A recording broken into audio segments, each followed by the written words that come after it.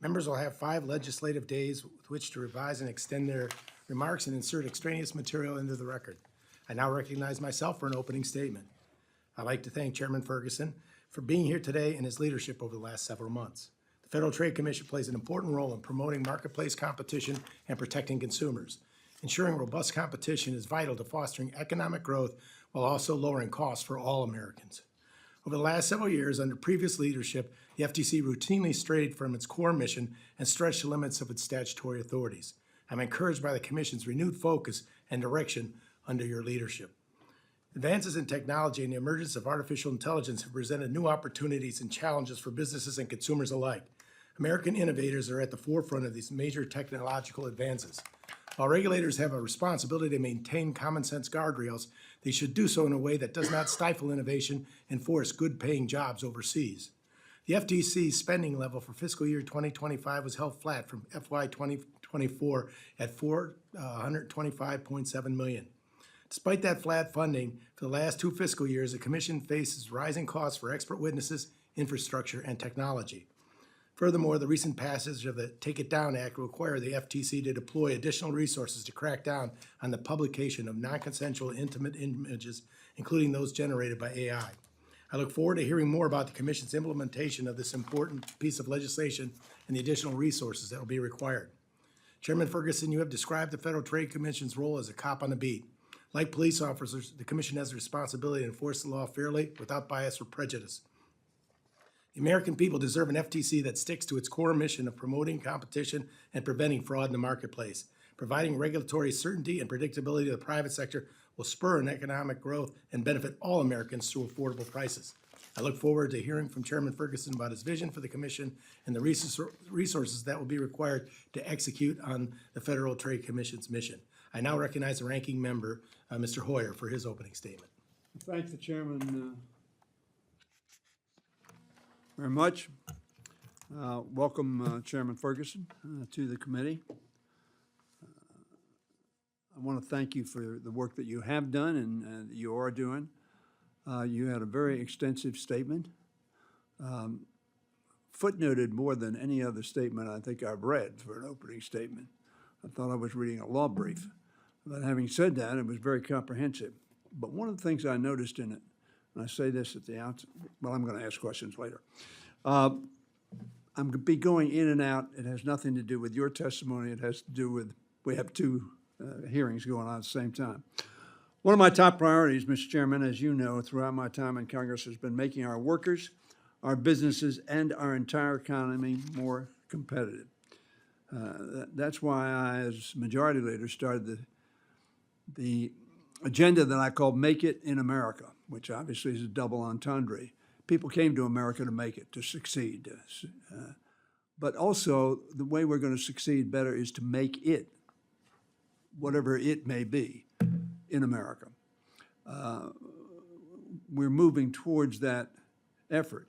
But as you point out in your statement, it can be a self-defeating effort the larger one enterprise gets and other enterprises are left by the wayside. Many of the historic bills we passed in the 117th Congress, including the CHIPS and Science Act, the Bipartisan Infrastructure Law, and the Inflation Reduction Act, were designed to promote competition and to grow manufacturing and our science research in America. That's the objective we ought to all share. If you support innovation, if you support growth, if you support development, then you have to support competition. I tell my Democrats, if you want to be pro-worker, you need to be pro-employer. Both need to be in equilibrium. Both have a role to play, and both need a referee. You talked about cop on the beat, referee. If you recognize the importance of the free market as I do, then you have to recognize how crucial it is to keep it free and keep it a market. The FTC is essential to that mission to promote fair competition and protect American consumers. It breaks up monopolies that inflate the price of everything from groceries to gas to health care. It protects Americans from scam calls, fraud, and unfair business practices. It stands up for Americans' privacy rights, going after businesses that misuse or fail to secure their personal data. One thing I may just, ticks me when I get advertisements that I don't ask for on this device, which I own. I don't know whether there's a solution to that, because obviously they got to pay for the product they give me, in quotes. But that's a particular concern I have you may pay attention to. The FTC needs to maintain public trust and credibility to do this vital, nonpartisan work. Now, I mentioned nonpartisan work, but I was starting to say, let me say, I notice at least 3 times in the opening sort of synopsis of your statement that you use the term the Trump-Vance FTC. I was caught by that because I don't see that very often in statements that are made. Actually, it's America's FTC. Now, you're appointed, you're a Republican, I'm a Democrat, so we have different points of view. But we need to make sure that the agenda of the administration really needs to be, in this case, from your perspective, the agenda of what the FTC is intended to do. Now, we may have differences on that, but I would urge you to do it in as nonpartisan a way, and very frankly, I urge your predecessor to do the same thing. There would be different views as to whether that was accomplished. The FTC needs to maintain public trust and credibility, as I said, and that will help, I think. That's why the agency has always been independent. I'm deeply concerned by this administration's efforts, frankly, to undermine not only the independence that naming it the Trump-Vance FTC would imply, but it also seems to me creeping into almost everything we do, where so-called non-loyalists are being fired. They need to be loyal to the country and to the oath that we all take to the Constitution and the laws thereof, not to any individual or group of individuals. In March, Donald Trump violated 90 years of Supreme Court precedent when he fired 2 Democratic FTC commissioners without any legal cause, which under the law is required. Those 2 commissioners are challenging that action in court. I hope they win. And if it's anything like the dozens of other cases we've seen in the past 4 months, I believe the courts will likely rule against the administration. 1 more minute. Nevertheless, the Trump's attempt to politicize the FTC ought to concern us all. So should the reports that Elon Musk and his Doge agents may be able to access sensitive financial data the FTC compiles on American businesses, including Musk's competitors. That is the opposite of the FTC's purpose, and we must not let it happen. Democrats and Republicans need to come together to protect this vital institution and ensure that it has the resources it needs to keep serving the American people. I thank FTC's Chair Ferguson for joining us today, and I hope that he can address some of these concerns and speak to the importance of this funding. The American people are counting on the FTC, and the FTC is counting on this committee. Thank you very much, Mr. Chairman. Thank you, Mr. Hoyer. Today, we welcome the testimony of the Honorable Andrew Ferguson, Chairman of the Federal Trade Commission. Chairman Ferguson, without objection, your full written testimony will be entered into the record. With that in mind, we ask you to please summarize your opening statement in 5 minutes.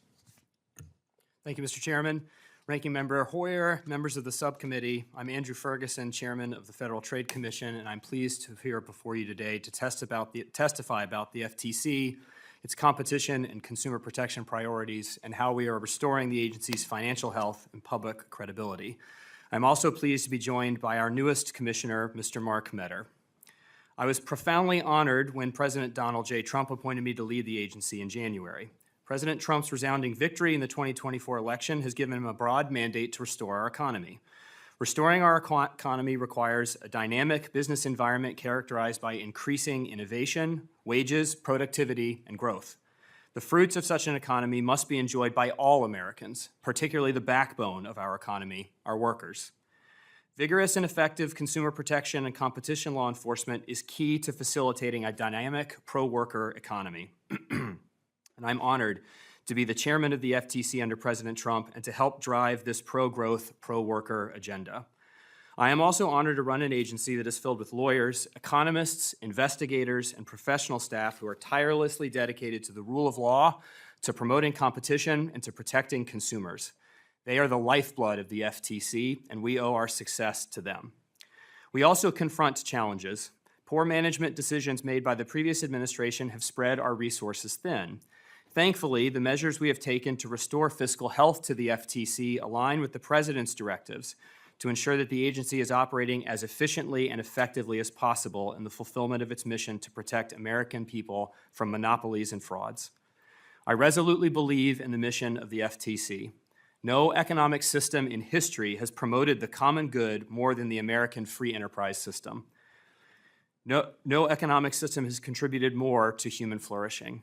But our free enterprise system promotes the common good of all Americans only if we protect it from anti-competitive business practices, anti-competitive consolidation, and fraud. Without vigorous enforcement of our competition and consumer protection laws, our free enterprise system would benefit only the wealthy and the corrupt. For that reason, the Trump-Vance FTC has gone back to the agency's roots. Vigorous enforcement of the law is our focus.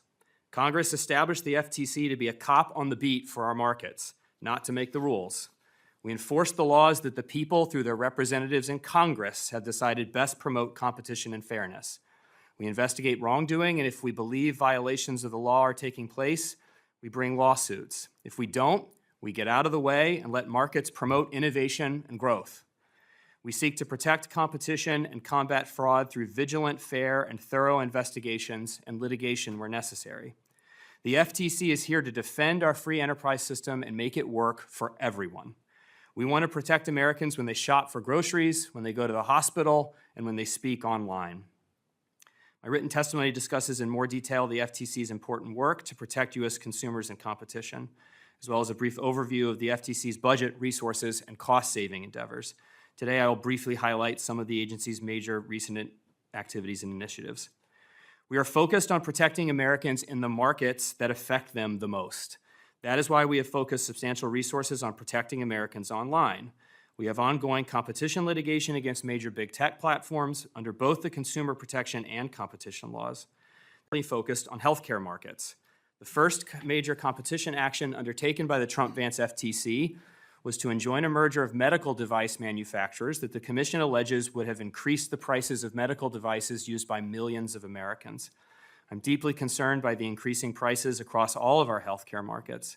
The FTC will do everything that it can to ensure that prices in healthcare markets are the product of vigorous competition and that our healthcare markets are free of deception and unfairness.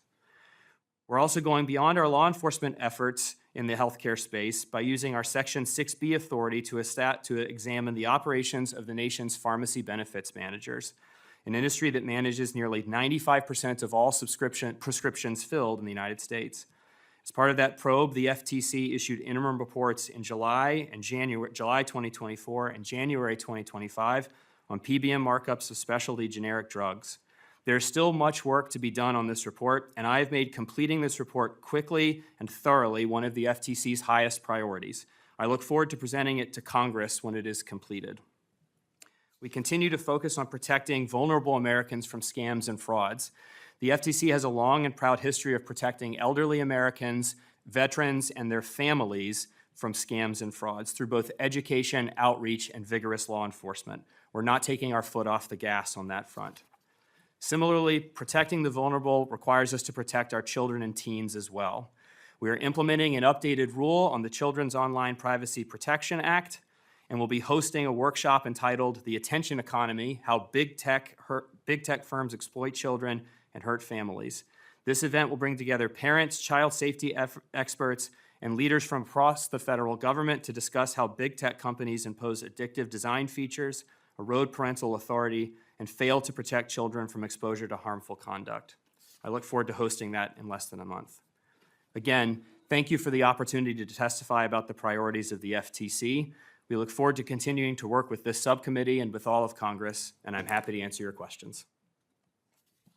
Thank you, Mr. Chairman. I now recognize myself for an initial question.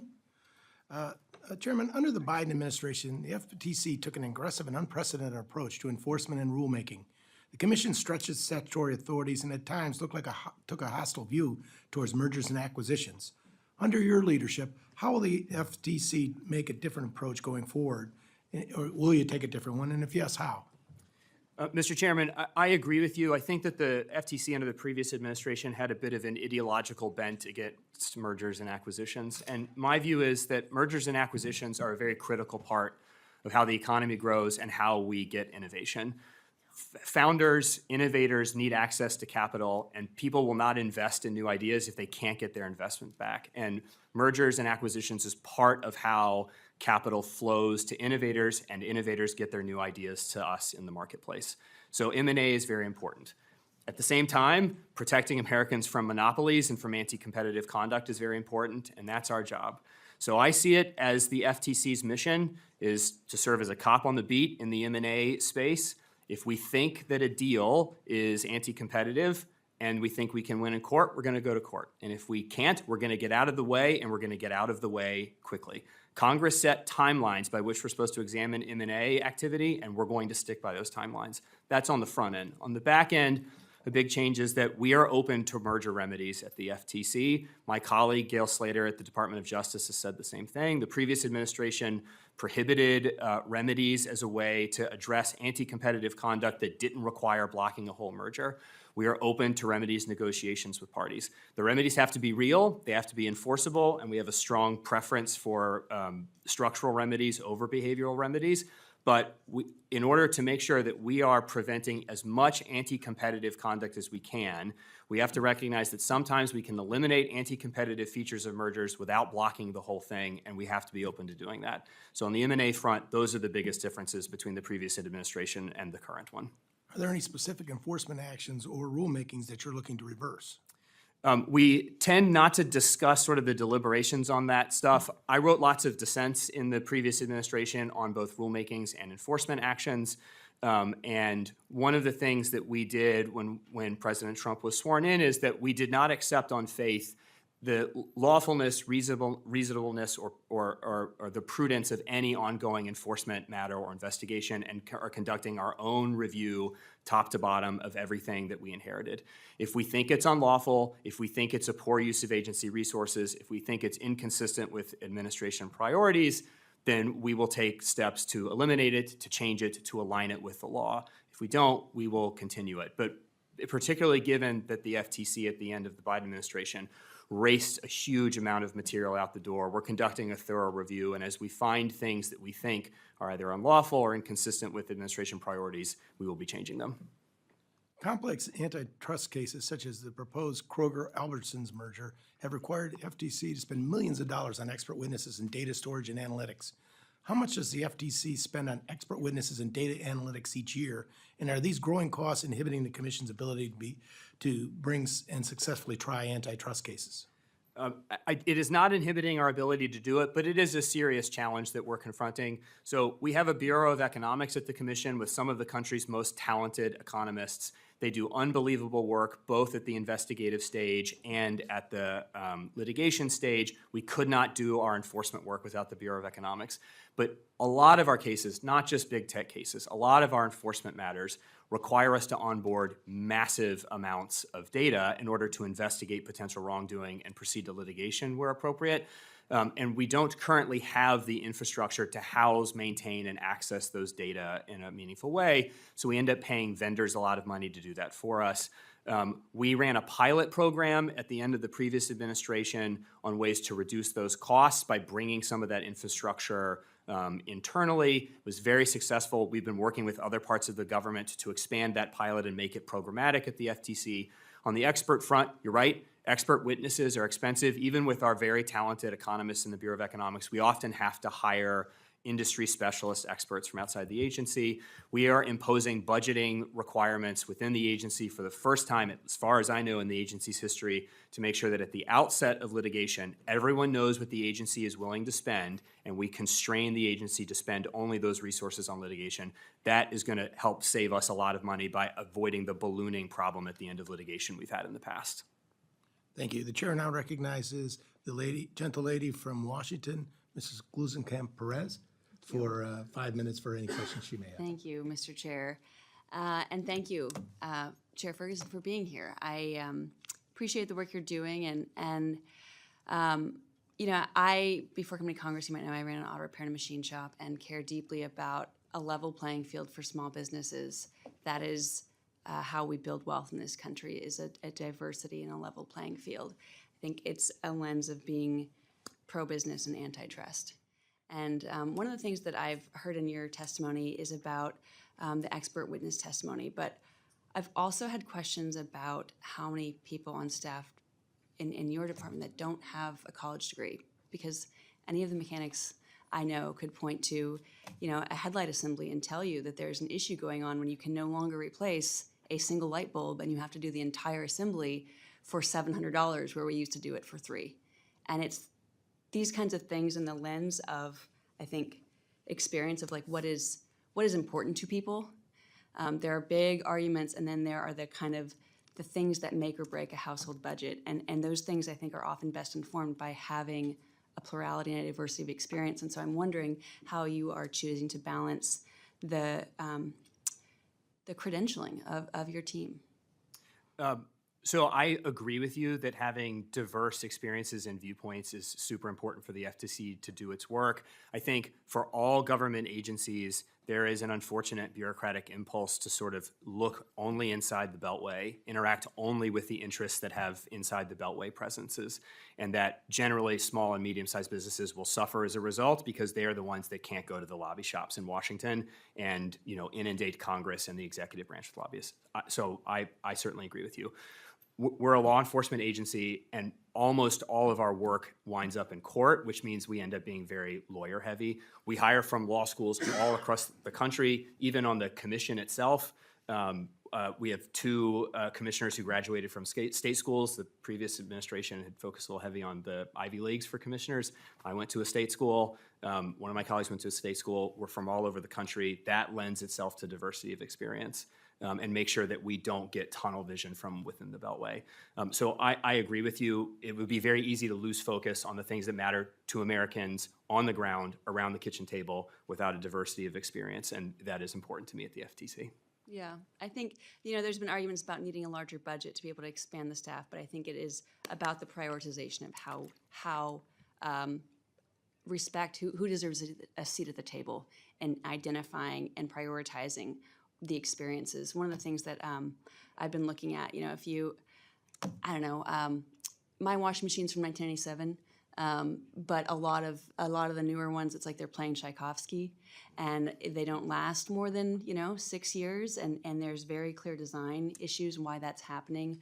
Having more information as a consumer about what the expected what the life expectancy, what the annual maintenance cost, those kinds of ways to get at not building more agency, more bureaucracy, but saying people just deserve the right to have more clarity of information, and would certainly appreciate you know,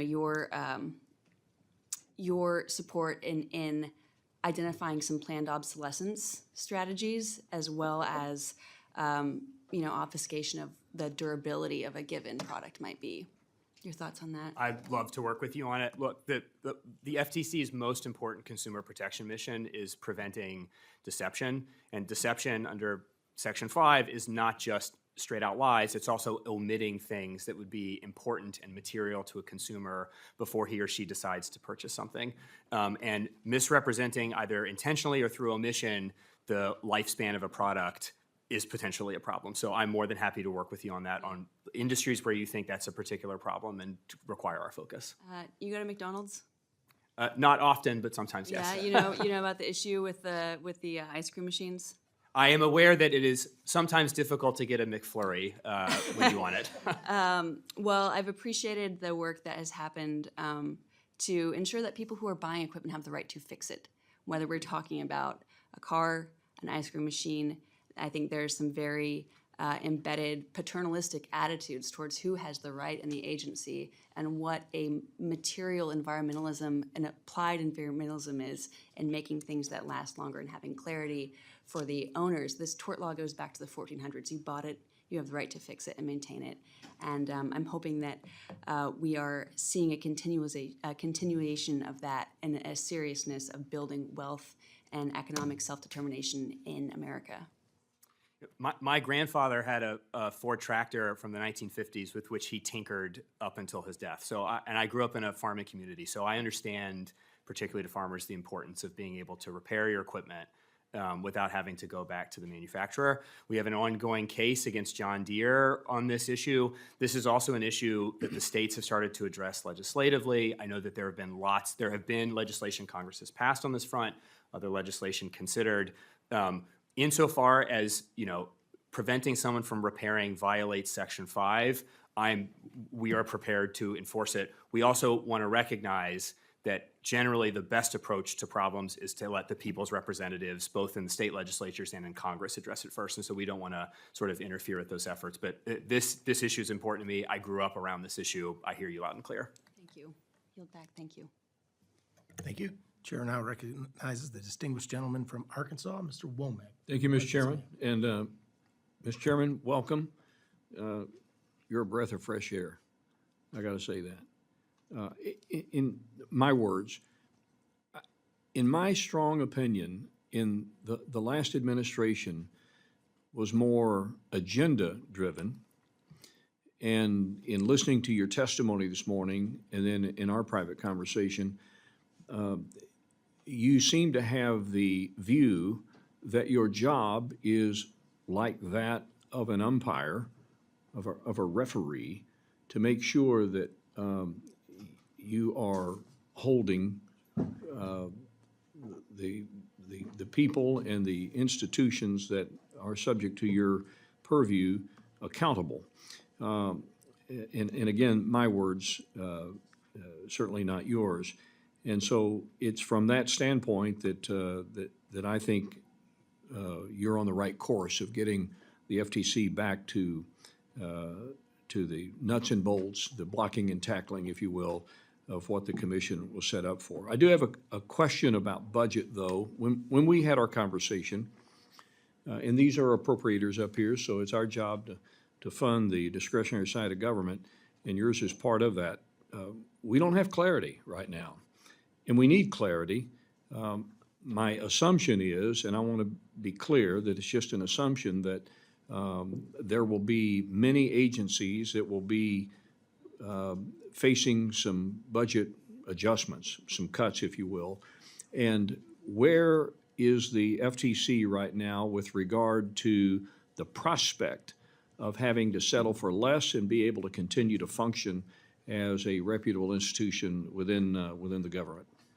The agency that I inherited, even at current funding levels, was in a very difficult position. The previous administration had hired employees at levels far beyond what we could afford. Would you call it bloated? It was bloated. There was like a 2-year hiring spree that got us to levels that we couldn't sustain. And so it was important to me, coming in as chairman, to sort of make the difficult decisions necessary to restore fiscal health to the agency. And so as the president has, consistent with what he ran on in the 2024 election, oriented the government towards efficiency and being no larger than necessary to carry out its critical missions for the American people, we were already well underway on getting the agency down to a size consistent with what this body had appropriated us. And so we were sort of ready to go on that front, consistent with the president's agenda as well. We've been conducting a thorough review of our contracting. We've already reduced contract spend for this fiscal year by more than $6 million. So we are positioned. We also, as I discussed earlier, are undertaking steps that we are very optimistic about that will, over the course of the next several years, shrink the amount of money we have to pay outside vendors to house our data in some of our big and important investigations and litigations. So we are well on our way to being prepared for whatever budget this committee decides to appropriate for the FTC. You know, that runs counter to what a lot of agency heads would suggest. They need more money. They need more people. They need more resources. It sounds to me like that you feel like you can, the FTC can do its job. And that's a testament to the FTC staff. I would put the FTC staff up against the staff of any agency, civilian or federal, in the federal government.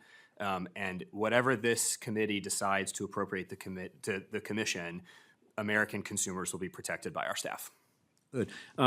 In the President's executive order, agency heads, in consultation with the FTC Chair and the U.S. Attorney General, complete a review of all agency regulations under their rulemaking authority and determine which rules create anti-competitive barriers. How do you plan to execute antitrust enforcement in recognition of this particular executive order? President Trump has put out a bunch of amazing executive orders. I'm not sure I'm as excited about any of them as I am on this one.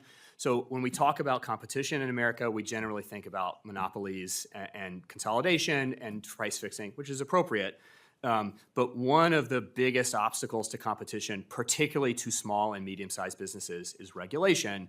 And I worked on the Hill. I've seen it in action. I've worked in state government. I've seen it in action. Big businesses will often come into the government and propose regulations that they can comply with quite easily, but that make it very difficult for competitors to rise and challenge them.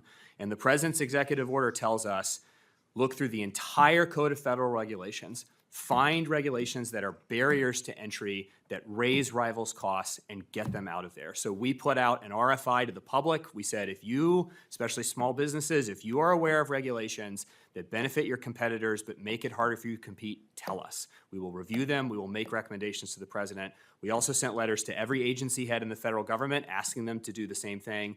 We will have economists and lawyers at both the Department of Justice and the FTC reviewing these regulations as they are identified to us, and I'm very excited when we eventually send the list to OMB and the President on our recommendations for descoping and deletion. Yeah, one final comment, because I may not be around for if we have a second round of questions, and I want to be able to say this in regard to what you just discussed, and that is I'm sure hopeful that among those things that are considered in this context is Section 1071 of the Dodd-Frank Act, because that is, in Ms. Gluskamp-Perez and I both agree that this small business side of the equation is where the jobs are created and where we need to be creating emphasis as far as the FTC goes. But that's one that is very punitive to our banking community. So I applaud you for the work that you're doing.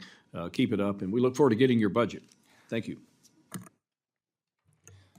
Thank you, sir. The chair now recognizes the gentleman from Maryland, Mr. Ivey, for 5 minutes of questions. Thank you, Mr. Chairman. Good morning, Mr. Chairman. I want to thank you for appearing here today. I appreciate your opening comments. I look forward to the report you're going to come back with respect to PBMs. I think it's a very important issue. It's also a very complicated issue, so adding your insight, your agency's insight will be especially helpful.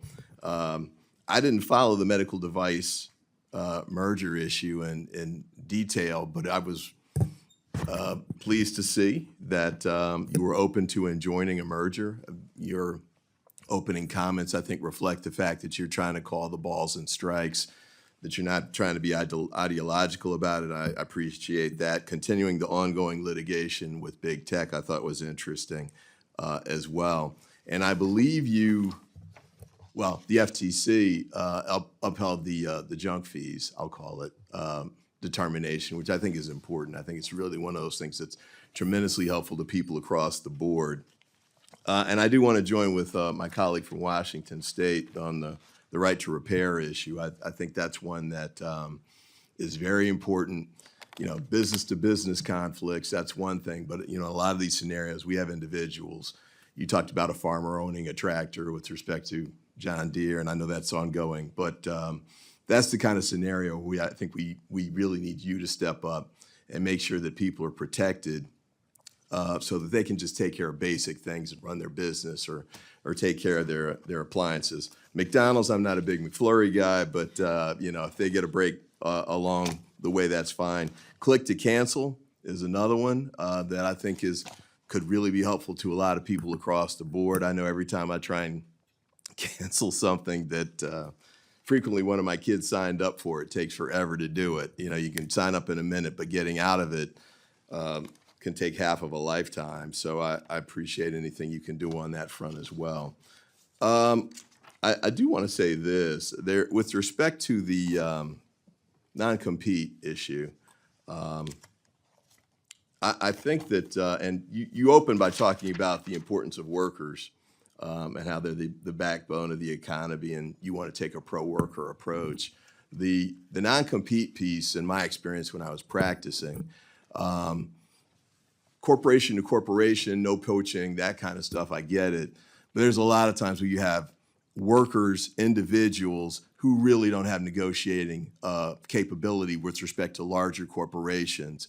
And they want to try and move to do another job or find other types of employment, might have some situation where, beyond their control. And these clauses can really get in the way and hamstring them. And I think I took a look at your dissent on that issue, and I appreciate your views on it. I know a lot of that's procedural, and I don't mean to belittle that, but this is a very important restriction on what regular people can do from an employment standpoint. And I hope that you'll be able to find a way to address that with respect to people who don't have that kind of power. They can't hire the big lobbyists, as you mentioned. And I want to close with this, and I know this is ongoing litigation as well. The termination of Commissioners Slaughter and Bedoya, as you know, caught a lot of people's attention. That would include me. And I know it's still kind of in court, just getting underway. But one of the things that concerned me about that was it didn't appear that there were any grounds for the termination. Now, I note that you issued a statement with respect to it, I think on the day they were terminated. And in the statement you issued, you didn't reference the standard for termination: inefficiency, neglect of duty, or malfeasance in office. And you supported the termination, but not on statutory grounds, not on legal grounds. And I think that's pretty significant, especially given your background. I took a look at your 40-page dissent, Supreme Court clerk. You mentioned being from a state school. You didn't mention it was UVA, which is a little more than a regular state school. They'll appreciate you saying that. Well, my brother will too. But my larger point though is, you didn't hit on the law in the statement that you gave. You're a defendant in the case, so I know you'll have a chance to explain your position at length. But I think it's important for us to make sure we understand that independent commissions are supposed to be independent. The president certainly has the authority to make appointments, and as you pointed out, he just did. But there's supposed to be a partisan balance to these, and those terminations upset that balance from a statutory standpoint. So you're in the middle of the case. I want to commend you overall in general for a lot of the positions you've taken, and I look forward to working with you going forward. Thank you. Chair now recognizes the gentle lady from Iowa, Ms. Hinson, for any questions she may have. Thank you, Mr. Chairman. Good morning, Mr. Chairman. Thank you so much for coming before our committee to testify and for the great work that you mentioned the incredible staff that you have at the FTC who are keeping American consumers protected. I really appreciate that great work that you're doing. Obviously holding the bad actors accountable and ensuring that we have a system that doesn't burden our small businesses with excessive regulations remains a priority. I'm really excited to hear that we share that priority.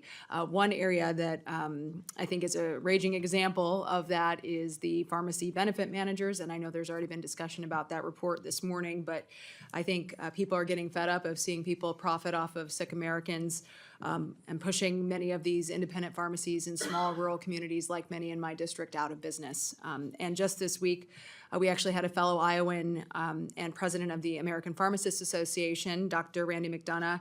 He testified in front of Senate Judiciary Committee this week that in Iowa alone, 200 pharmacies have closed since 2014.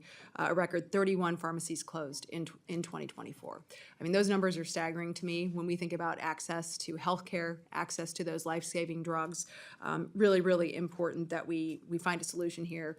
The FTC obviously released the interim report in January, revealing that the big three PBMs imposed markups of hundreds of thousands of percentages on numerous specialty generic drugs dispensed at their affiliated pharmacies. So I think we're all trying to wrap our heads around how they've been able to get away with this for this long. Can you talk a little bit about the FTC's plans to not only continue, but ultimately complete this study and release that final report?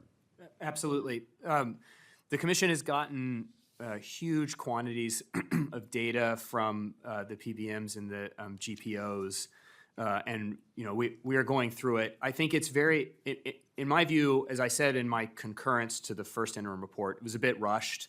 The work was not the FTC's best. Substantial improvement in the second interim report. My view is that whatever we next produce needs to be a very, very thorough accounting of all the data we have and of all the issues it presents, so that legislators here in Congress and in the states and policymakers throughout the federal government and the state governments have our full understanding of what is going on in these incredibly complicated markets. So we are devoting a ton of resources to getting this done. I want it done as quickly as possible, but I do not want speed to be the enemy of thoroughness. So we're trying to sort of thread the needle to make it as thorough, comprehensive as possible, which includes interacting with PBMs to hear their side of the story, while also making sure that we have a full understanding of what's actually going on in these markets and that you all have it as soon as possible. We have other PBM matters ongoing. This is all public, but we took Caremark to court in the District of Columbia just a couple months ago because they were refusing to comply with some of our orders in a law enforcement investigation, and we won. They were ordered to comply. That was a significant win, not just for our PBM investigation, but for our sort of investigative authority across the board. And we have an ongoing administrative adjudication involving PBMs and insulin. It's difficult for me to talk about that one because I sit as a judge in the course of that proceeding. But this is one of our critical priorities at the FTC, but because healthcare is one of our critical priorities. Everyone participates in healthcare markets, and the prices in healthcare are going up across the board. And the rate at which people have to use the healthcare markets is also going up across the board. And I don't think competition is a panacea to the healthcare cost crisis in this country, but at least the FTC can make sure that everyone is competing within the bounds of the laws that Congress has passed, and that is what we are focused on. Yeah, this is about a level playing field and That's right. protecting consumers at the same time. And I think that I think all of us policymakers are trying to get to a point where we figure out how did we get here in the first place, right? So I don't know if you have any insight in that when you think about the FTC's job to protect consumers, and here we are, decades into this experiment with PBMs, and we've kind of opened Pandora's box, I think. And to your point about trying to be thorough here, time is of the essence because we are seeing states take action. My own home state of Iowa just passed, they just ended their legislative session, I think at like 6:30 this morning, but they just passed Senate File 383. It's one of the most comprehensive state-level PBM reforms in the country. And so, do you have any insight on just overall observations on how we got here and why these steps were not being taken along the way? So I have my suspicions, but I don't want to get ahead of the report. I sort of want the FTC's work, having analyzed all the data, to be our definitive statement on this. So if you'll permit me, I will let the report, when it is ready for release to Congress, sort of speak on this. I also think it's important. I think state and federal legislative action to address problems that may be posed by PBMs are good. It is always better for the people's representatives to confront the people's problems rather than sort of deferring to the bureaucrats. I think the report will be very helpful as Congress and the state legislatures are trying to figure out what to do. But I think we should all welcome legislative action on this because you all understand the needs of your constituents better than anybody else, including their relationships with the PBMs. Yes, and the need for lower cost prescription drugs, for sure. Thank you so much, Mr. Chairman, for coming. Appreciate it. I yield back. Thank you. The chair now recognizes the gentleman from Wisconsin, Mr. Pocan, for 5 minutes. Thank you, Mr. Chairman. And thank you for being here today. Sorry I missed the opening testimony. You'll see standing here in a second, battling hearings going on. One of the things I think that I really appreciated about former Chair Lena Khan was keeping the FTC independent, and you've mentioned that a number of times. In 2023, you testified to the Senate during your confirmation process that if confirmed as an FTC commissioner, I'll abide by binding Supreme Court precedent. And then you went on to cite Humphrey's Executor versus United States as the precedent that you'd support. As you know, that case upheld the independence of the FTC and specifically limited the president's ability to remove a commissioner. Well, the president has illegally fired 2 of your fellow commissioners, and you went on to publicly support his actions. On March 18th, you said that, quote, President Trump is vested with all of the executive power in our government. I have no doubts about his constitutional authority to remove commissioners. So that's in direct conflict with what you said when you testified before the Senate 2023. So what is accurate, what you said when you were under oath in front of the Senate, or what you said most recently when Donald Trump broke the law? I'm a defendant in that litigation, but I can tell you what the brief said because the brief is filed in my name. Yeah, and I'd like to get to 3 subjects during my time, so. Sure. Yeah, thank you. Sure. Humphrey's executor is good law. It governs the removal protections for the 1935 FTC. As I'm sure you know as well as I do, the 2025 FTC has orders of magnitude more authority than the 1935 FTC. And what the Supreme Court said in 2020 in SELA law is that the Humphrey's executor exception does not apply to federal agencies that wield substantial executive So the power. question I had is, which was the accurate statement? But both of them are accurate. What I said in 2023 is Humphrey's executor is good law, which is true, as is SELA law, the Supreme Court's Chair- definitive 2020 That's fine. decision. Thank you, Mr. Chairman. I'd like to enter into the record just the comments from that Senate hearing, just so I can have it entered as well. Without objection. Thank you very much. Okay, so hopefully we can get 2 more subjects at 2. I'm going to do as fast as I can. I apologize. Last year, the FTC uncovered in the proposed merger between ExxonMobil and Pioneer Natural Resources, Pioneer CEO Scott Sheffield conspired with a foreign entity, OPEC, to raise gas prices for Americans. This price fixing likely cost consumers $2,000 to $4,000. It's been estimated in 2021. After learning of this illegal scheme, the FTC allowed the Exxon Pioneer merger, but prohibited Sheffield from serving on the board or advising the new company in any way, rightfully so. In March, after donating massive amounts to President Trump's election campaign, Mr. Sheffield asked the FTC under your leadership to reopen and alter, modify, or set aside the orders against him. Unfortunately, it seems that it has been reopened at this point, obliging to his request. I know that the commission just wrapped up a public comment period on this, in which I submitted a letter of opposition to that. Could you please let us know how allowing an alleged price fixer who actively colluded with a foreign entity, OPEC, should be put on the board of Exxon, and how that aligns with the FTC's mission of protecting consumers and promoting competition? I dissented from both of those orders dating back to May 2024. We did not, first of all, we did not proceed on the basis of evidence of price fixing. We accused him of making comments, and that was it, number one. And number two, I don't care if Mr. Sheffield ever serves on that board. I do care that the FTC rigidly follows the law, including Section 7. We had never articulated a Section 7 theory of that kind before. We had never issued an order of that kind before. And my concern remains that it was done in response to dozens of letters from Democratic legislators filed with the committee while we were considering that merger, and that it was politically motivated. I want the FTC to follow the law. And to be clear, I didn't reopen the proceeding. The APA requires that I reopen the proceeding if I'm asked. Just, again, I think it would run counter to what both you've said and what Donald Trump has said about lowering costs. So hopefully we won't allow this guy who's colluded with hundreds of messages to a foreign entity to get on a board and rip off consumers ever again. Lastly, in 30 seconds, really quick, an area I don't know if you've ever covered, but I'm checking in Medicare Advantage plans. 4 companies represent something like 75, 80% of the market out there. One of the complaints I think we all get from constituents are people have to get permission to have medical care, and you don't have to do that with Medicare. They get turned down. When those are appealed, only 1% to 3% appeal, the appeal rate gets overturned as 85%. That's clearly like they're turning down so many cases that need coverage. Is that something that potentially you guys could look at? Because again, a few companies seem to be of consolidation in the market, and when that rate is so high, 85%, I'd love to know what your thoughts are on that. I'm not familiar with the issue, but I would be more than happy to work with you on it. Your staff should reach out to my staff, and we're happy to talk with you about this. Appreciate that. Thank you very much. Absolutely. Thank you. Thank you. The chair now recognizes the gentleman from North Carolina, Mr. Edwards, for any questions he may have. Thank you, Mr. Chair.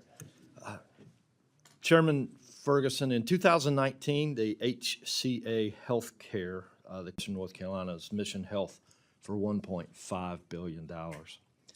My constituents in Western North Carolina were promised that this acquisition would result in lower patient costs. But after the merger, prices rose higher than the average list prices of the 11 neighboring hospitals, and annual markup prices nearly doubled to an average of 33 percentage points a year. Patients have also experienced a lower quality of health care, with a Centers for Medicare and Medicaid Services report finding that at least 3 patients died and more were endangered at the merged hospital in 2022 and 2023 due to significant wait times, delays, negligence, and lapse of care. Despite this significant decline in quality of care, Mission's patient care profits were almost $100 million in 2022, 3.5 times higher than its profits the year before the acquisition.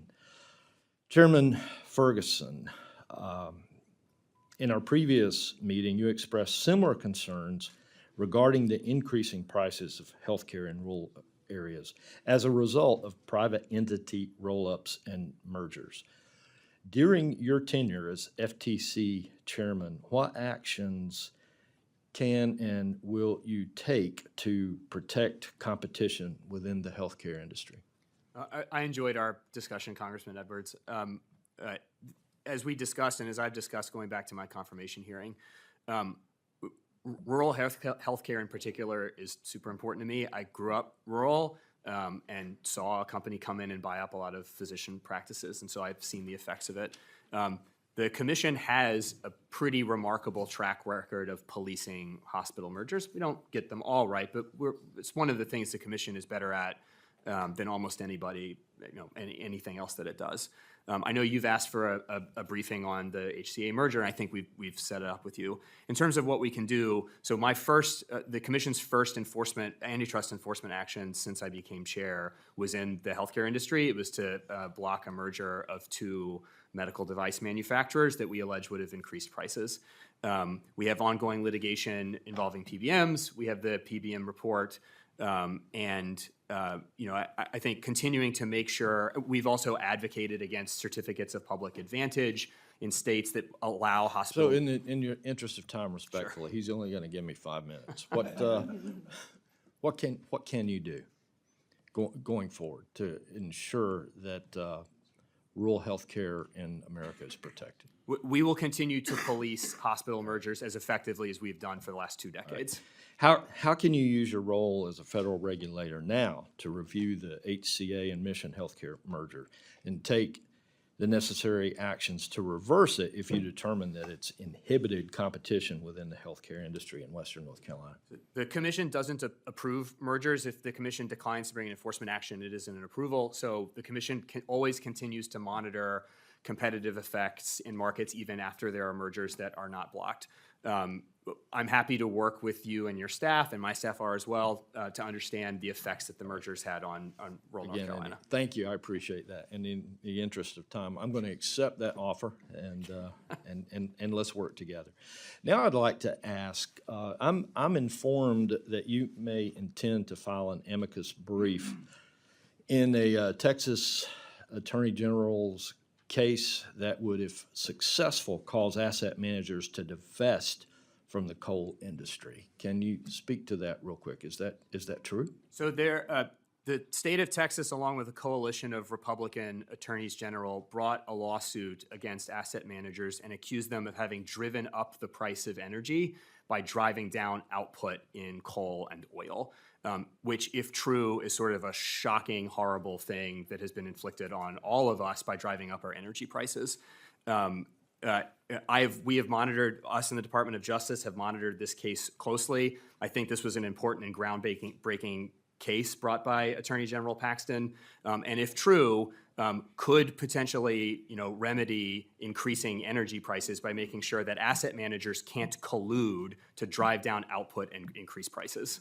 And so, real quick, because I'm running out of time, how does that support President Trump's energy policy?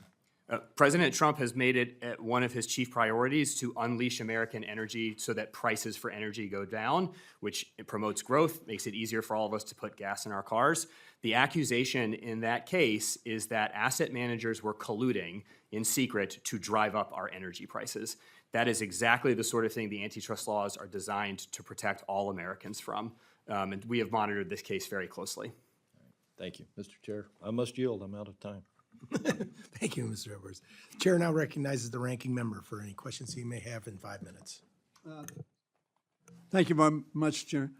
Mr. Pocan and I are playing tag team here.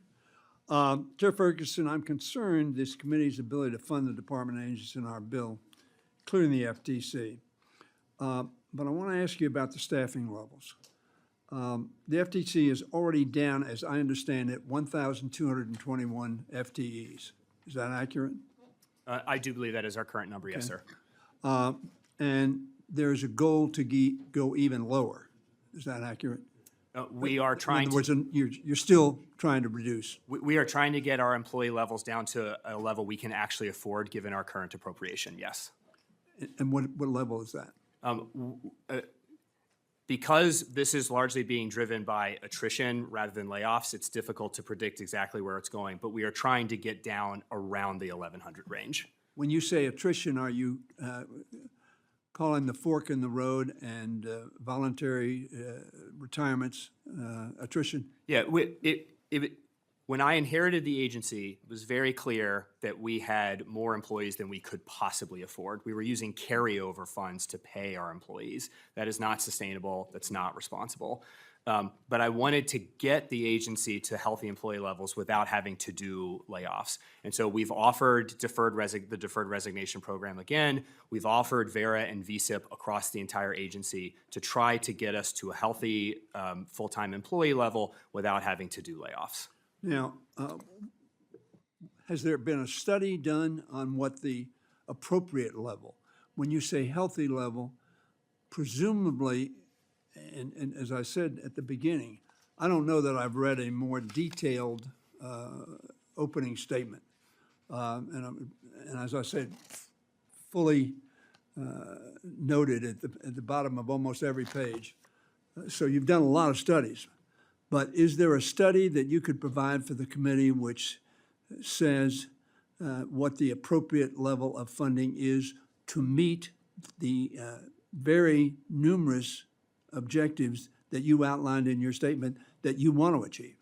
I can't identify a study, but what I can say is that the levels that this committee chooses to fund us, we will maximize the American taxpayers' return on investment. We consistently send back to the Treasury and to consumers billions of dollars, either in the form of lower prices or recovered unjust enrichment from fraud.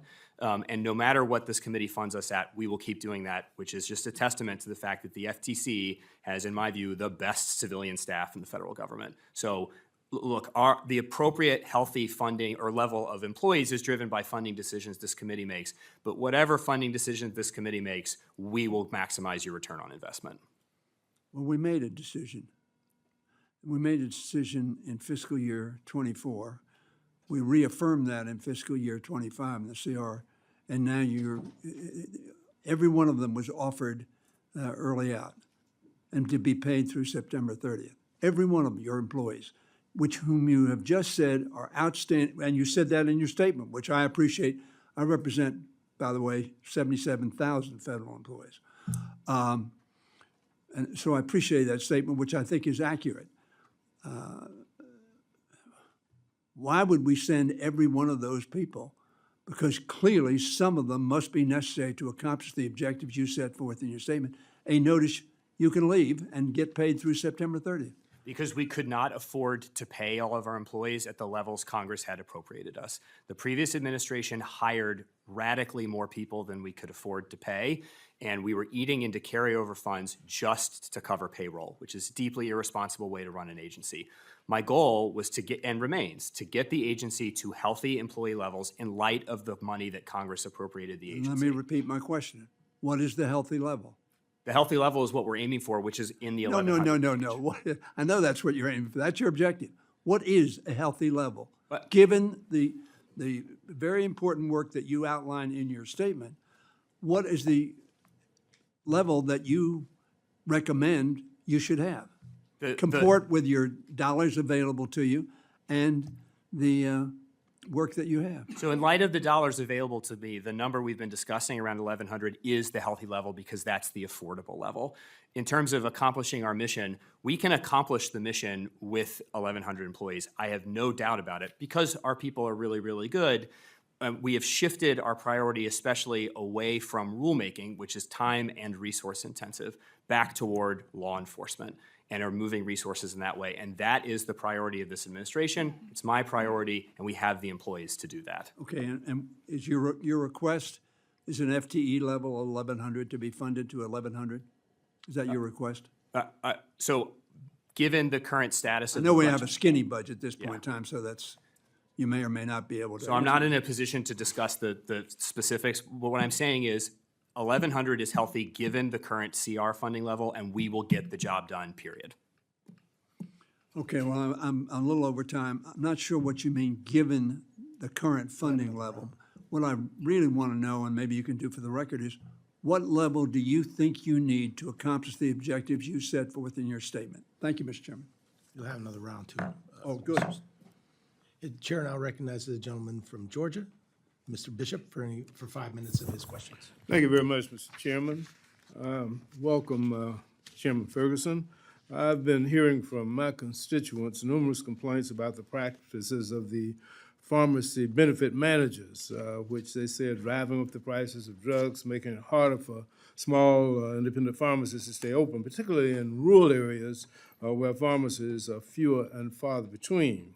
Over the past couple of decades, the FTC has allowed vertical integrations within healthcare, leaving only a few companies that not only own PBMs, but also own pharmacies and other healthcare facilities. These big companies have become powerful, and they often threaten small independents with contract termination if they don't conform to reimbursement models and rules. So I'm very pleased that the FTC has taken action to enforce the law on it and to address the PBM excesses. Does the FTC, in your judgment, have sufficient resources, and will this budget give you sufficient resources to address what appears to be a large issue for the affordability of prescription drugs? I agree with you, especially on the concern about PBMs in rural communities. Just a couple months ago, I went and visited a decades-old independent pharmacy in rural central Virginia, very near where I grew up, and sat with the owner for about an hour and just listened to him explain the situation in which he finds himself. And independent pharmacies are super important to small towns. If you drive down the main street of a small town, post office, a church, a restaurant or two, and the pharmacy. And independent pharmacies in particular for rural communities, that's often the gateway to healthcare. The pharmacist often participates in individual citizens' healthcare decisions. So protecting independent pharmacies is critically important. As I discussed earlier, we have the ongoing 6B study to which I'm devoting substantial resources as well as law enforcement. We have the resources to complete the 6B study. We have the resources to carry on law enforcement. Part of that has to do with shifting resources away from rulemaking, which I don't think the FTC should generally be But you're focusing also on. engaged in litigation. That's And right. of course, I know you can't discuss the specifics of the litigation, but are you actively pursuing that litigation to make sure that? Absolutely, Congressman. Okay, thank you very much on that. Let me try to reclaim my time and talk about our grocers and our pharmacies. Under the helm of Chairman Khan, the FTC filed the first Robinson-Patman Act enforcement action in decades. And I've heard from independent grocers in my district that have had a hard time competing in rural environments because of the spending power of their bigger competition. In far too many cases, grocery stores have had to close because of a lack of profitability, leaving behind broad swaths of food deserts in rural America, and 50% of my district is rural. Can you give me an update on the FTC's enforcement of the Robinson-Patman Act and what future plans you have for enforcement of this federal law, and whether or not within the sphere of what you're asking for resources, you will have those? So we have two ongoing litigation, and I can't obviously discuss the specifics of the litigation. I've written pretty extensively on the Robinson-Patman Act as a minority commissioner. I think that the decision that the government made in the 1970s to quit enforcing it was bad. It is a law. It is a law passed by Congress. The executive branch's job is to enforce the laws passed by Congress, even if there isn't full agreement on the policy underlying those laws. I do think, however, it is very important that when the FTC brings Robinson-Patman enforcement actions, that it doesn't do it in a way that could elevate the costs that consumers have to pay for goods, which is a risk when you bring Robinson-Patman enforcement cases. And so my view is that with the commission should not bring Robinson-Patman Act cases unless we know that the beneficiaries of the discrimination have market power that they can use to hurt consumers. I think that's the time that the commission should bring Robinson-Patman Act cases. So because my job is to enforce laws that this body has passed, I am open to bringing Robinson-Patman Act cases. But like I said in a previous dissent, we have to do it only in circumstances where we are very confident we will not be raising So prices. you're not for confident consumers. of that that's the case now? Well, I think it depends on particular markets and particular market participants. I'm open to bringing these cases. I'm open to using resources, but I'm not going to bring cases unless I'm very confident that that case will not increase the prices the consumers have to pay in the marketplace. There are some pending cases. Yes, we've got two going right now. Okay.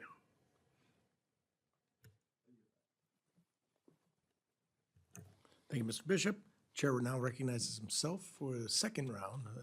Congress recently passed the Bipartisan Take It Down Act, which I was proud to support, requiring online platforms to remove non-consensual intimate images within 48 hours of a victim's request.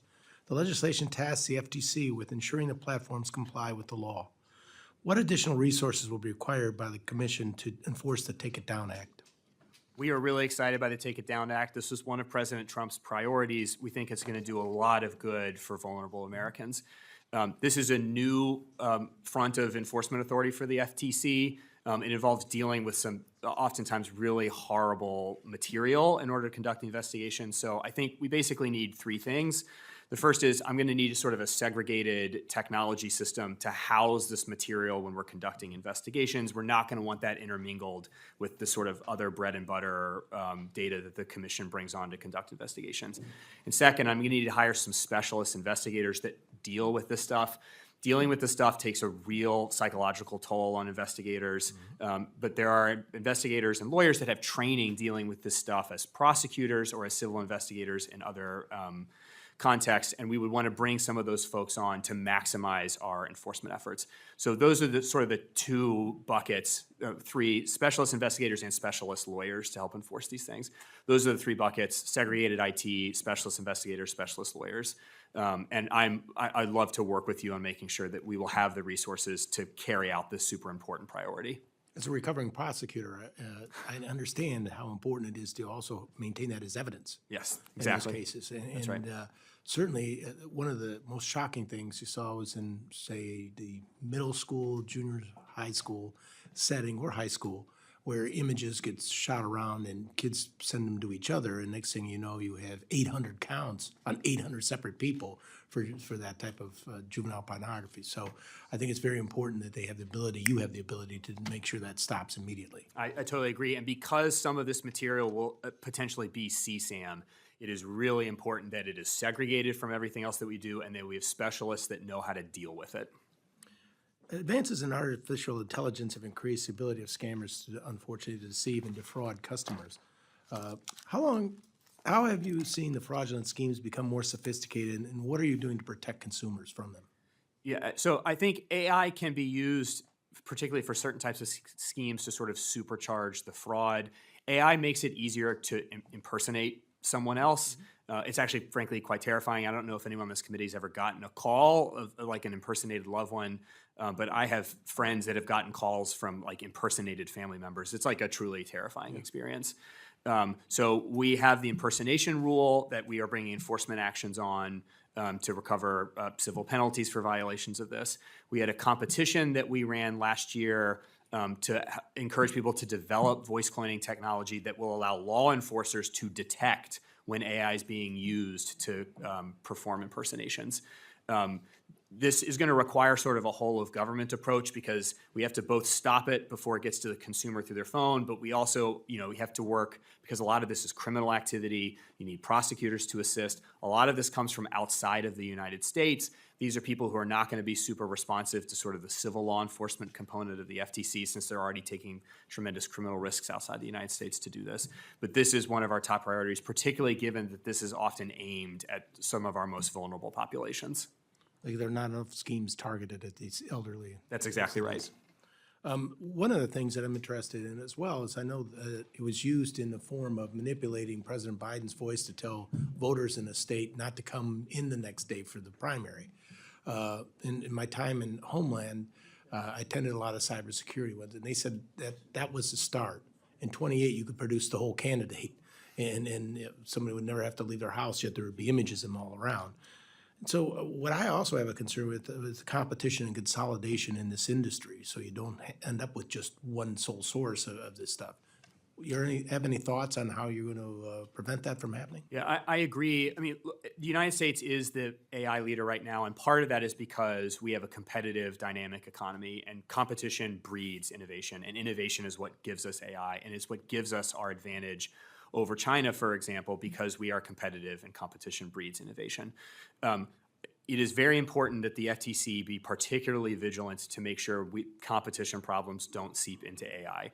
At the same time, the other advantage that the United States has is that we don't reflexively regulate new technologies. We let them develop, we encourage innovation, we encourage experimentation, and we see how things go, and then we address problems as they arise. I think that is equally important. Protecting competition in this space is important. Equally important is making sure that government regulators don't intervene too early, particularly with a technology that is transforming constantly, faster than even its engineers can predict.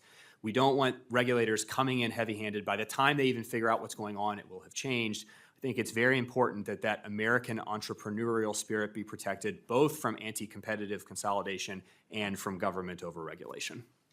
Thank you. The chair will now recognize the ranking member for additional questions. Thank you very much.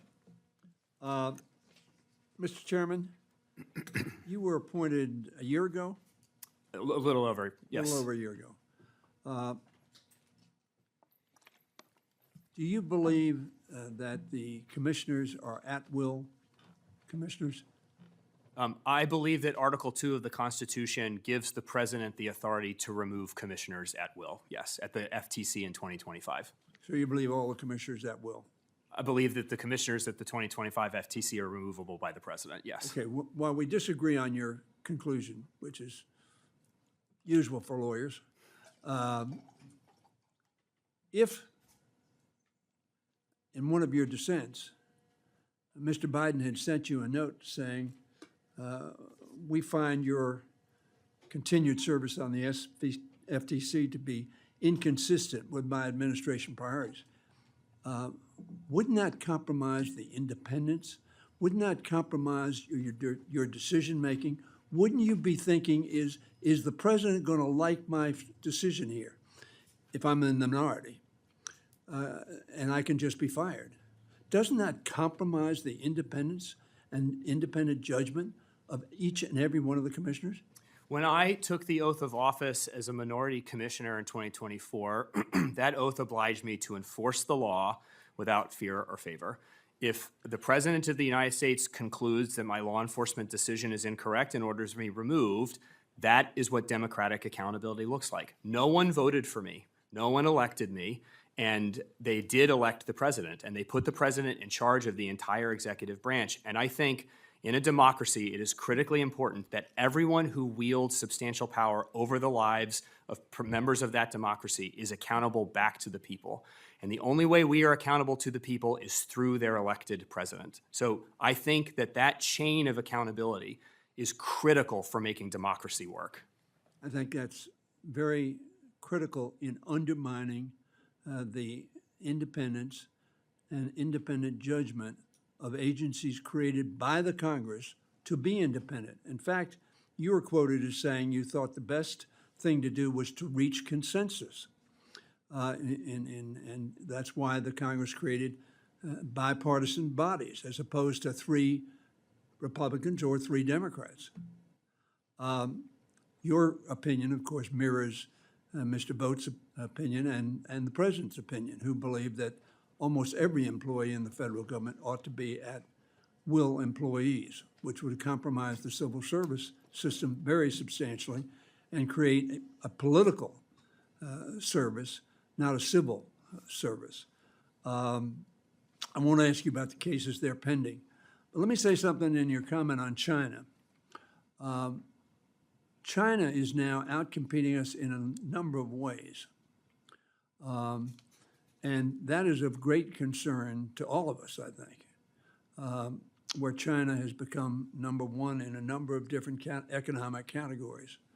I share the president's view. I share the view that we pursued by investing in competitive ability in the 117th Congress with a number of pieces of legislation that I mentioned in my opening statement. So I would hope that, again, on that 1,100 that you talked about, that is a number consistent, not with Mr.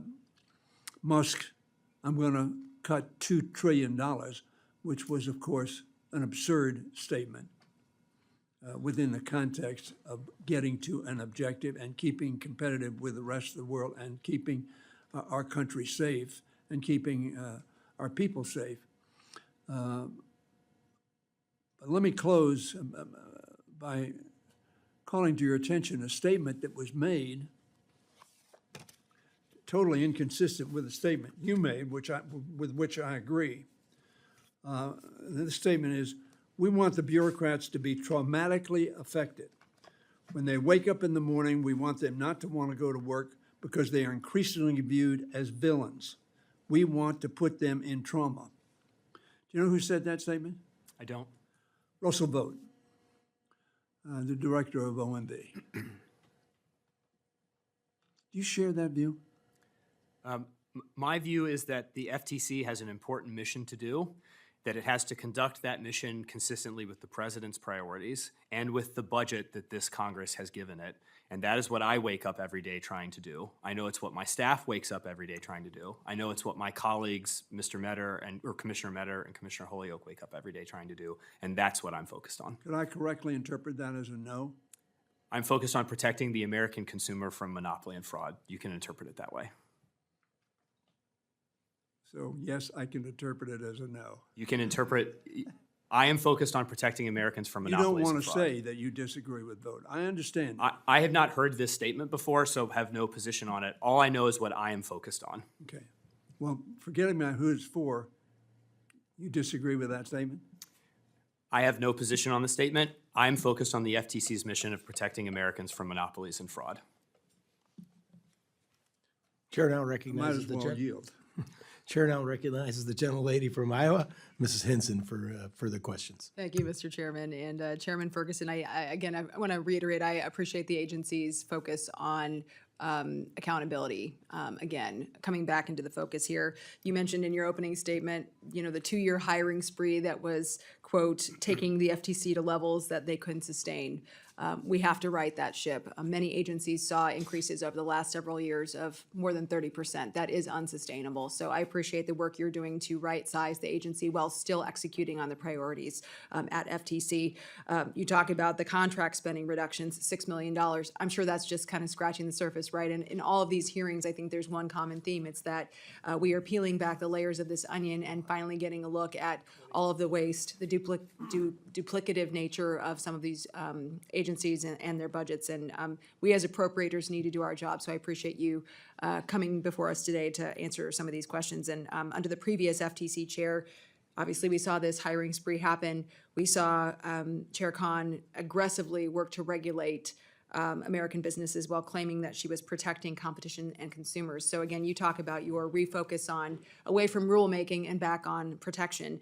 Can you share with the committee some of the lessons you really learned from the previous administration and the impacts of those regulatory burdens on small businesses, farmers, working families, like those you visited in rural Virginia recently? Yeah, my experience over the course of my whole career is that even well-intentioned regulation tends to have unanticipated effects, and those effects are normally visited on the least powerful participants in an industry, which is normally small and medium-sized businesses.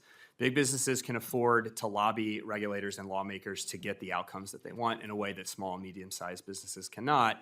And there is always a risk with regulation that regulation will be used to insulate monopolies or to create monopolies. But it's hard to sort of predict, when well-intentioned regulation is going to do that. I think that, the benefit of the way that the antitrust laws work is that the principal motivation is don't harm consumers and workers in the marketplace. Free markets are good, they work.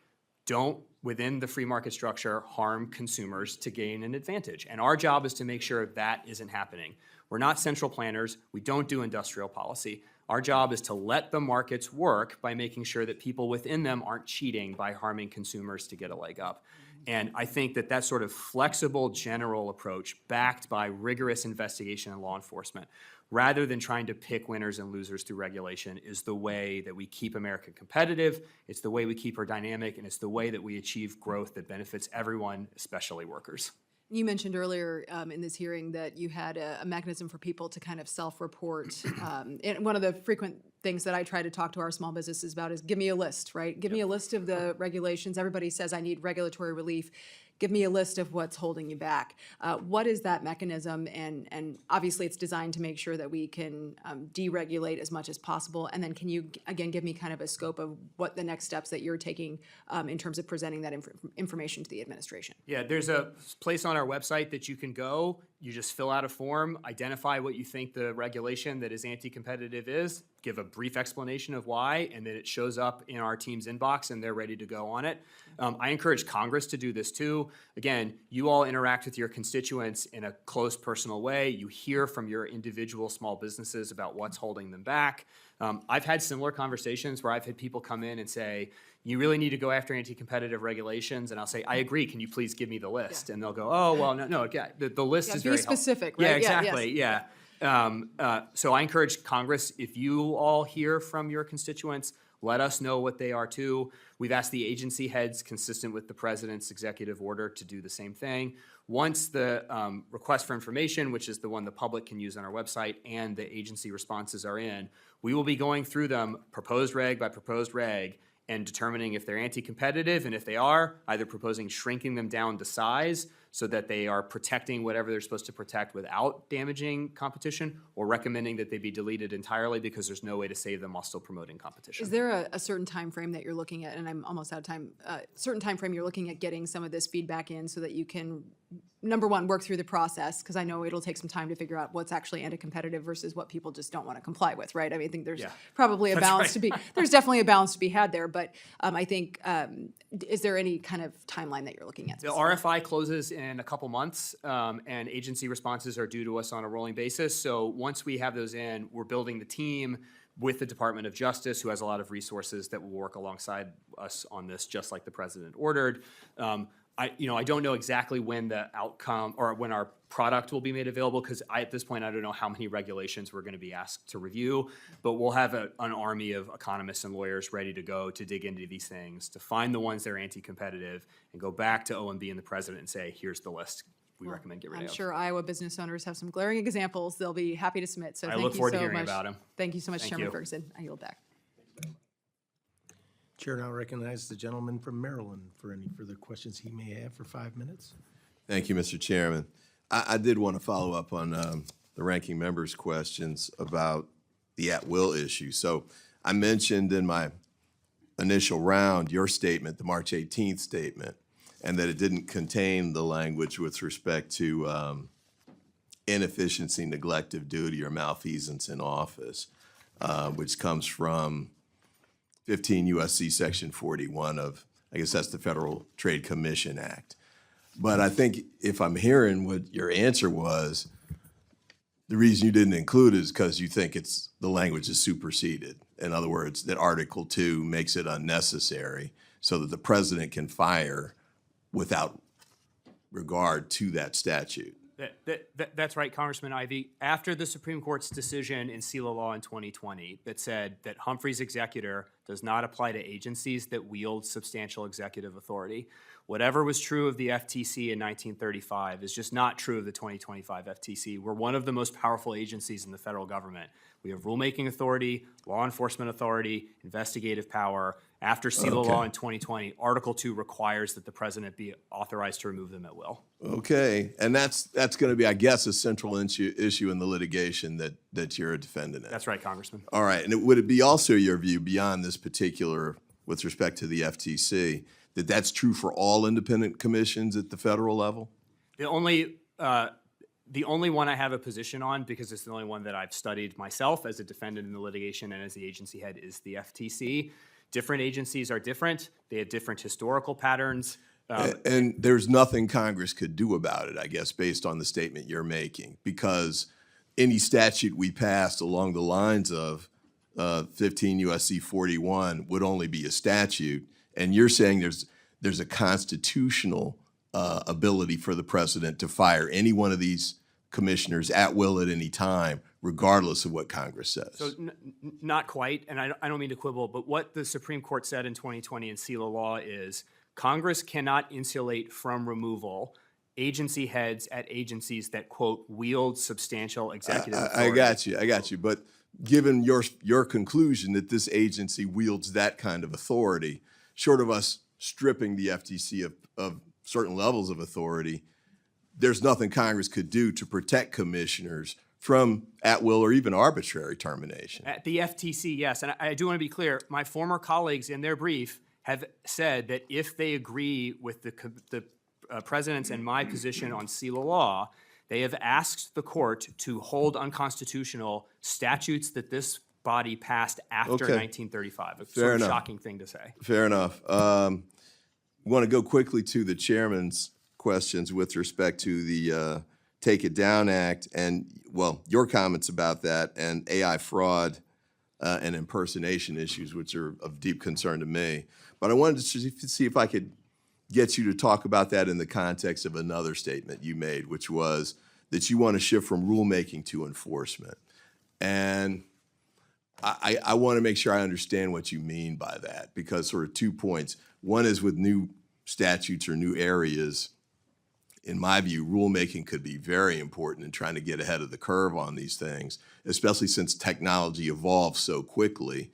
You know, to the extent we're trying to legislate to address every sort of technological change, that's going to be impossible. And then the other part with respect to the rulemaking piece, I have heard from business owners that they actually they get concerned about the enforcement component, because in order for them to find out what's permissible and what's not, they have to get wrapped on the nose through a litigation process. Whereas if there's a rulemaking process that gives them guidance, even if they don't necessarily like the outcome of what the rulemaking process is, at least they don't have to litigate it. And, you know, as we know, the litigation piece can take years, potentially, in some of these circumstances. So real quick, I only have 36 seconds left. If you could walk through some of that for me. But the rulemaking piece in particular, are you moving away entirely from rulemaking or just trying to hedge it back to some extent? When Congress directly instructs the commission to adopt a rule, like it did, for example, in the Child's Online Privacy Protection Act, the commission will adopt rules where we're expressly ordered to. A lot of the rulemaking of the last 4 years were rules on Section 5, just our general, anti-fraud, anti-unfairness statute. My position is that we protect consumers most when we take bad actors to court and win judgments, more than spending several years writing a rule, preparing it for release, and then defending that rule in court. For example, the non-compete rule has literally never gone into effect because it was enjoined after its adoption. We could have been using those resources to bring non-compete cases rather than the rule. My view is, rather than the... I'm over time, but real quick. So with respect to the Take It Down Act and the AI fraud impersonation legislation, you're on board for aggressive rulemaking with respect to those two so that they can be enforced and protect the public. So the Take It Down Act would not require a rule. The second that it becomes effective, we can start enforcing the requirement to abide by takedown notices. That wouldn't require a rule, and we will, assuming that we have the resources available, that will be one of my top priorities. And that's what I mean by enforcement. When Congress passes a law that says to people in the marketplace, don't do X, if someone does X, I would rather spend resources taking those people to court than writing a rule about it. Thank you. Thank you. The chair now recognizes the gentleman from Missouri, Mr. Halford, for any questions he may have. Thank you, Chairman Joyce, and thank you to my friend Ranking Member Hoyer for holding this important hearing today. Good to see you again. You were in our office, I think, last week, Chairman Ferguson. I'm excited that you're leading the FTC. In your opening remarks, you mentioned how the Trump-Vance FTC has gone back to the agency's roots, namely enforcement of the law, which is a good thing. While I commend you for your realization that the power to write laws is and should remain right here in Congress, there are still actions that the previous chairman or chairwoman took to go beyond the agency's authority. I have serious concerns about the so-called independent agencies usurping lawmaking authority from Congress. Chair Ferguson, can you comment on the CARS rule, please? The CARS rule was adopted, it was vacated, and the period to seek cert has long since run. So it is not effective, and I, at least as of the day that we're sitting here, I currently have no plans to take up the rulemaking again. Very good. I was a proud supporter of the Take It Down Act, which passed Congress last month. In a follow-up to my friend Mr. Ivy's question with you regarding that, this act would require the FTC to enforce notice and removal requirements for non-consensual intimate visual depictions. So you talked about resources. Going forward, you are going to enforce this. You don't need a rule to do this. What resources do you have to make sure that this happens? So what we need segregated IT systems. A lot of this material is truly disgusting stuff. Some of it will be CSAM. We don't want that intermingled with the rest of our data infrastructure. And then we'll need specialist investigators and lawyers who can deal with this like often truly horrifying material. How much extra is that going to be an investment from the taxpayers? So given the current status of the budget and the skinny budget, I'm not in a position to discuss specific numbers, although I'm happy to have my staff discuss that with you directly offline. When you get those numbers, we would like, this is very important, I think, for the future of our country. And if it's going to be done the right way, not through rulemaking, but through enforcement from you and the Federal Trade Commission, we've got to make sure you have the resources you need to do the job to take care of this issue. I look forward to working with you on getting those. President Trump recently issued an executive order to reduce anti-competitive regulatory barriers. How is the FTC implementing the executive order, and has the Commission already identified specific regulations that are inhibiting market competition? So consistent with the President's executive order, which I think is one of the most important things that the President has done in a series of amazing executive orders, we issued a request for information to the public, asking especially small business owners, if you are aware of regulations that are making it harder for you to compete, tell us what they are. We wrote letters to all of the agency heads in the federal government last week and said, send us a list of regulations that you think are anti-competitive that you enforce. And if you think that they should not be deleted, an explanation about why they should not be deleted, because presumptively we think anti-competitive regulation should be deleted. That RFI, that request for public assistance, is still open. It closes in the next couple months. The agency heads are supposed to produce stuff to us and to the Department of Justice on a rolling basis.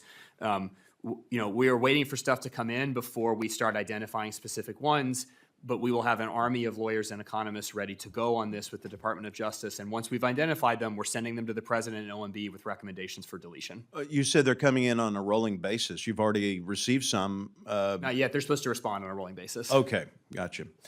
Hey, listen, I just appreciate you and your passion for our country and for the Federal Trade Commission, and really setting us on a new course. This golden age of America is going to include regulation and not rulemaking.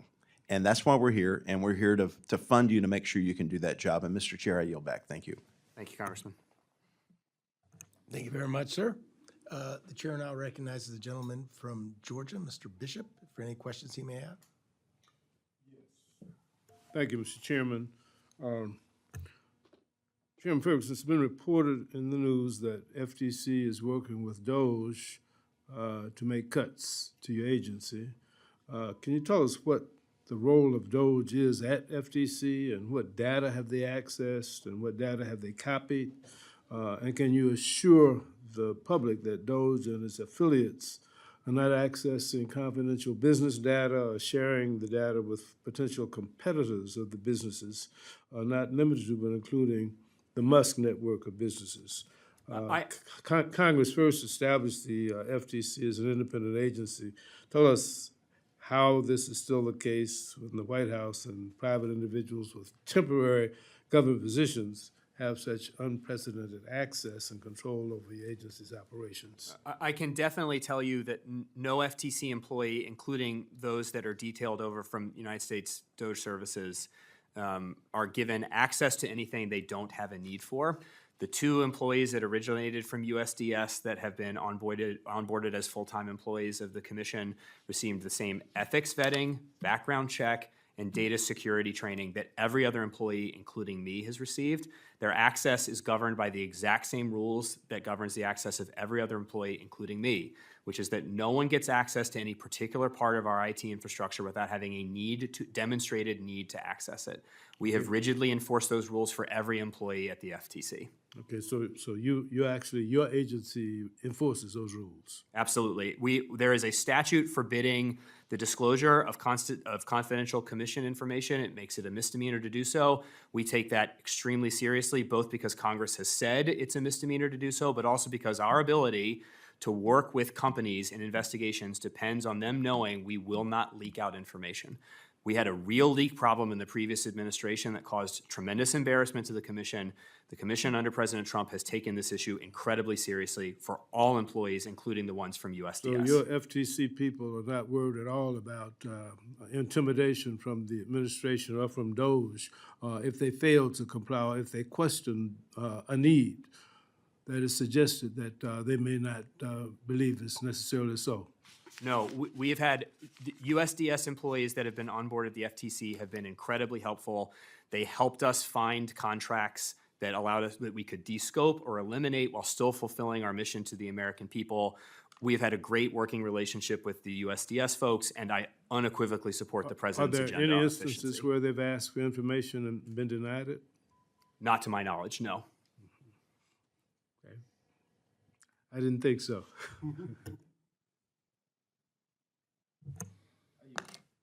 All right, with gentlemen yield back, with that, our time is concluded. I know this has been a lot of fun for you, sir.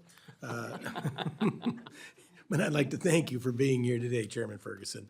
There may be some members who are not here who would like to submit questions for the records. Please submit any question for the record to the subcommittee staff within 7 days. And with that, this subcommittee stands adjourned.